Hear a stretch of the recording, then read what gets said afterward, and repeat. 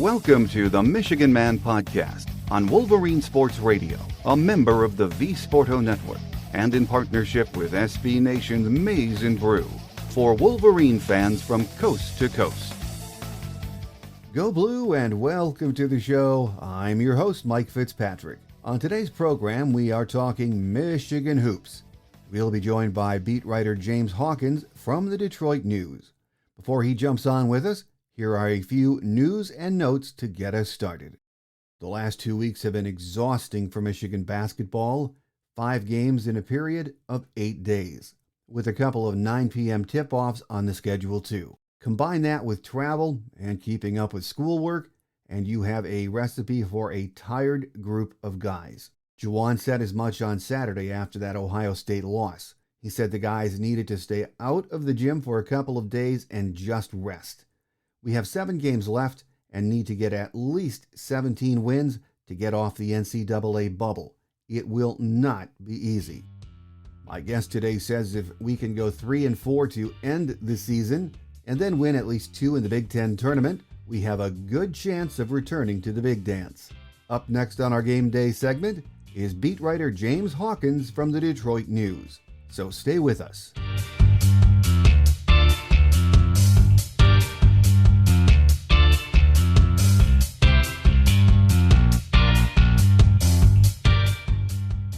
Here with us on our game day segment this week to talk Michigan hoops is beat writer James Hawkins from the Detroit News. James, once again, great to have you back. Good to be back, Mike. Well, it's been a busy couple of weeks, and as we saw on Saturday evening, Michigan battled but fell short in that 68-57 loss to Ohio State. You know, after a really tough stretch, James, of games, do you think Michigan was just running out of gas Saturday night? Yeah, I think certainly fatigue probably was settling in. Maybe those, playing the 3 games in 5 days was starting to catch up to them there in the second half. If you just look at, the starters in particular, over those 3 games when they played, at Penn State on Tuesday, at home against Purdue, and then on Saturday at Ohio State, the majority of the starters were all logging, over 30 minutes a game. And, playing every other day and then having to deal with, the late travel from Penn State Tuesday night, not getting until 3 a.m. and then playing a late game on Thursday against Purdue and then playing, a 6 p.m. tip against Ohio State. I'm sure that's bound to catch up to you at some point. I know obviously people might say, they're 18-year-olds, 18, 20-year-olds, and shouldn't be an excuse. And to Michigan's credit, after that game we got Devontae Jones and Eli Brooks, and neither of them used fatigue as an excuse, but it's just, I think that's just something that's bound to happen. I think there was, certainly some sort of fatigue that probably hit them, although it certainly didn't show for, the first half of that game. But I think maybe tired legs had something to do with, the poor shooting they had. And obviously you saw that they struggled from 3-point range, which has kind of been a common trend this season, shooting 4 for 17. And it seemed like anything 6 feet away from the basket, it seemed like they struggled to make. But yeah, I think it was just, like I said, I just think it could have just been a product of, playing so many games in such a short amount of time, kind of caught up to them there a little bit, and they kind of faded kind of down the stretch there, and Ohio State pulled away to pull out that win. No, absolutely. And fatigue has to be a factor, even though, Eli and the guys aren't going to admit that. But, you watch that game, they couldn't buy a bucket from the perimeter, as you mentioned, especially from 3-point land, James. But, I thought when you look at the stats after that game, the field goals were the same. Michigan out-rebounded them. They had more assists. But Ohio State went to the free throw line 12 more times, and Juwan was not happy about that after the game, was he? Yeah, that got brought up. He called that disparity alarming. But, when you look at it, Ohio State attempted 9 of those free throws in, the final minute when Michigan was fouling. So, I get what he's saying. Michigan they were attacking the paint at a high rate and successfully, from the start of the game. But, if you take away those 9 attempts that they made, Ohio State, they would have been 9 for 9 from the line, then Michigan would have been 5 for 6 for the game. So I don't think the disparity is as bad as he was making it, seem to be. It just appeared that way, like I said, because Ohio State, they attempted, 9 in the final minute when Michigan was fouling them. But yeah, that was a game though that Michigan had an opportunity. They kind of let an opportunity slip away.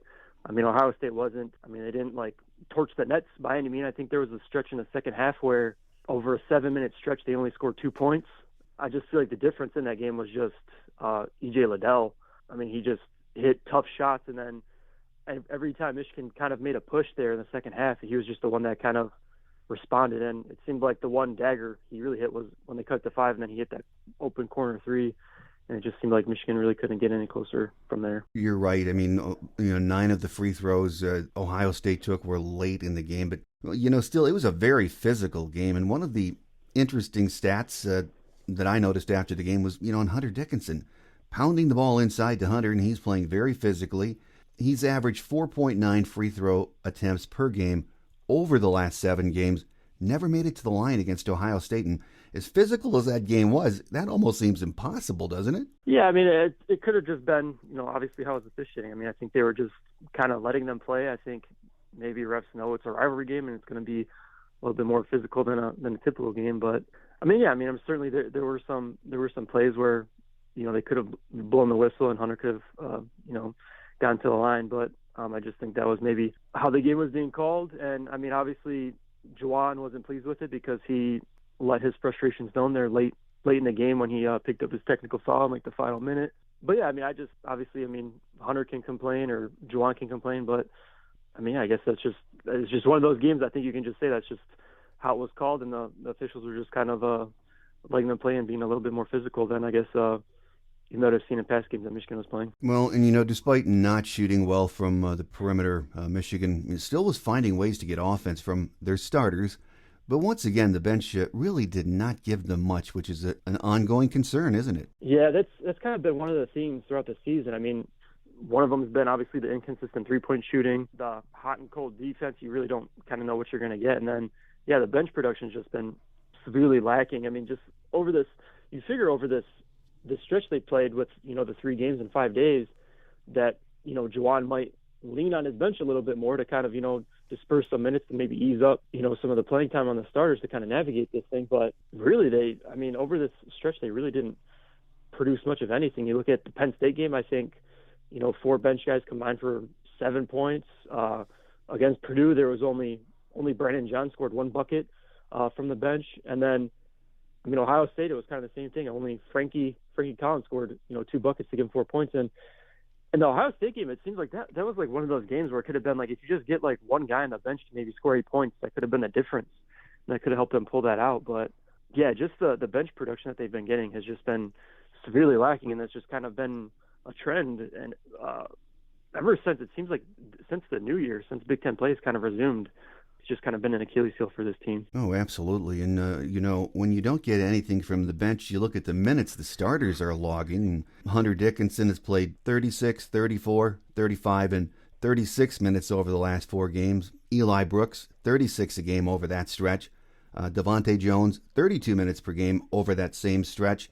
And those kind of minutes, they can take a toll on you, along with the crazy schedule they've been playing, can't they? Yeah, certainly. I mean, like we were just talking about with the fatigue. I mean, that's all gonna catch up to them at some point. But I think the fact that maybe the bench isn't logging more minutes or kind of spelling these guys for longer stretches is just more telling that Juwan Howard just doesn't trust them nearly enough to kind of leave them in for longer stretches. I mean, just look back at what happened at Penn State. It was kind of when Devontae or Eli kind of went on the bench when it was Kobe or Frankie. They were kind of getting abused by Penn State guards who are are more veteran and experienced guys. They were just kind of driving right by them, blowing right by them, and getting to the rim. So I think just the fact that Juwan isn't maybe relying on his bench, especially during a busy stretch like that, is more indicative of maybe just the lack of trust, I guess you could say, that he has maybe in his bench, and just maybe he just feels like he has to lean on his starters as much as possible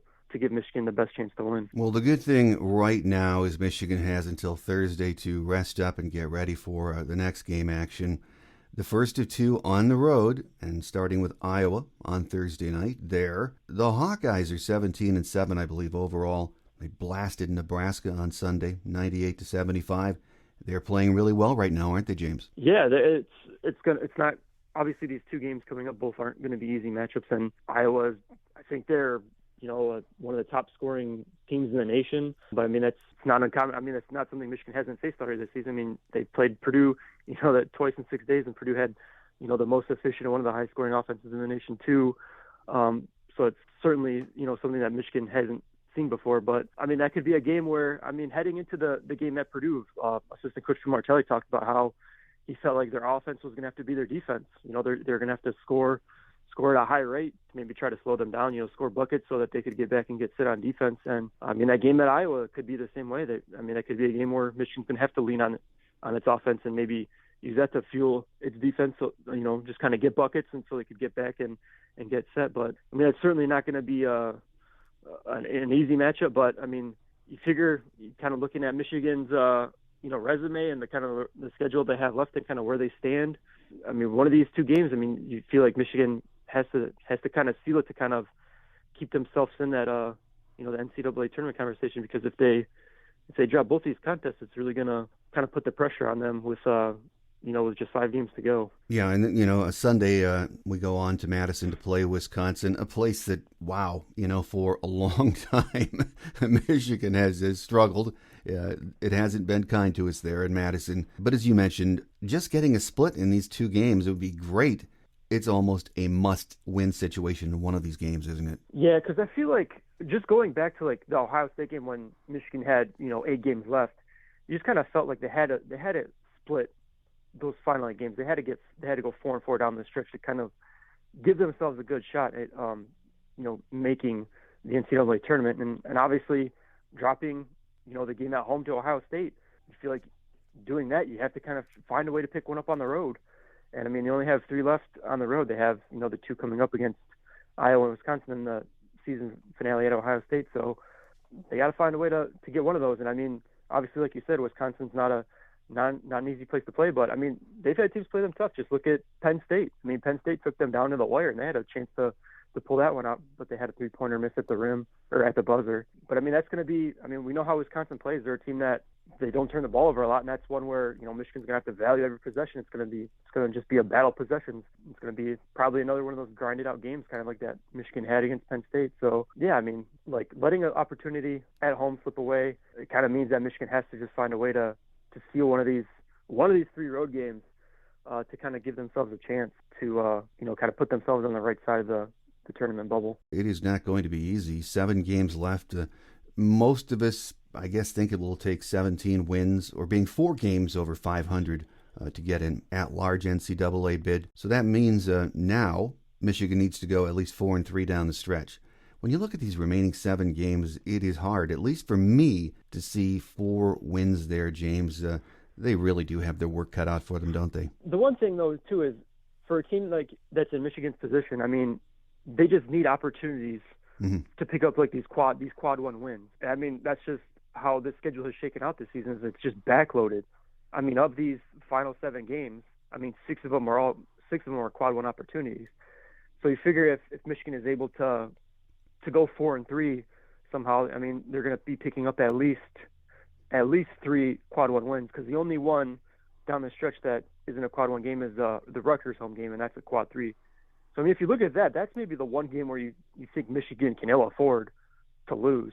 If they lose that one, that could be, that'd be more damaging than losing these other games. But yeah, it's certainly, I feel like if they're not able to go 4-3 down the stretch, if they're able to get 3 of these wins, because that would mean at least they pick up at least 2 quad 1 wins. But then I feel like if they do that, they kind of set themselves up for when they get to the Big Ten tournament. They probably got to win at least 2 games to kind of help their chances. But if they're able to go 4-3 down the stretch, then I feel like they kind of make things a little bit easier for themselves heading into the Big Ten tournament, or maybe they just got to win 1 game to feel good about themselves on Selection Sunday. But yeah, it's definitely going to be a grind.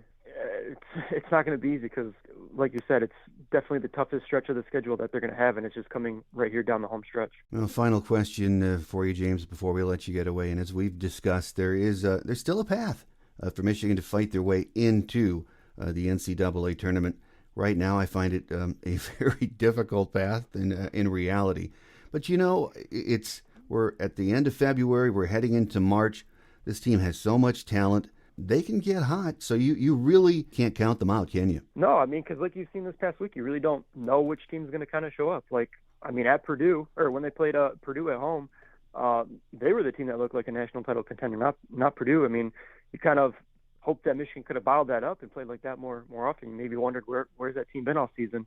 But you just kind of hope that this team is able to kind of, kind of find their stride and start clicking at the right time. And that's kind of what Eli Brooks alluded to after they kind of blew out Purdue at home. He felt like this team was starting to click at the right time. And I mean, just look at the past teams where, obviously John Beilein's teams, that's what they're known for. They're known for kind of hitting their stride at the right time late in the season. And you just kind of hope that, all the pieces start coming together for Michigan and they kind of start firing all cylinders and, just start kind of take off at a certain point. And you never know. It's one of those things where you never know what's going to be the game that kind of just like, ignites, a turnaround for this team.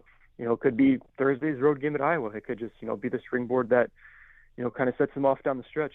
But yeah, it's just, like I said, it's just the one thing with Michigan this season, I think you can say, is that they've just been consistently inconsistent. Mm-hmm. And that's probably just been the most frustrating part, given, the talent that they have. But yeah, like you said, you just can't count them out, because I feel like you really just don't know what team's going to show up on any given night. But obviously, they don't have much time to kind of figure things out, so they need to kind of play with a sense of urgency here down the stretch and kind of find a way to put together, a full 40 minutes, like game after game after game, which is, something they haven't been able to do all season. No, there's no question about that, but plenty of opportunities in these last 7 games. There's no question about that either, so we shall see. It's going to be an exciting stretch run, though. Here with us on our Game Day segment this week, talking Michigan basketball, has been beat writer James Hawkins from the Detroit News. Always fun to have you on the show, James, and we look forward to that next visit. All right, thanks for having me back.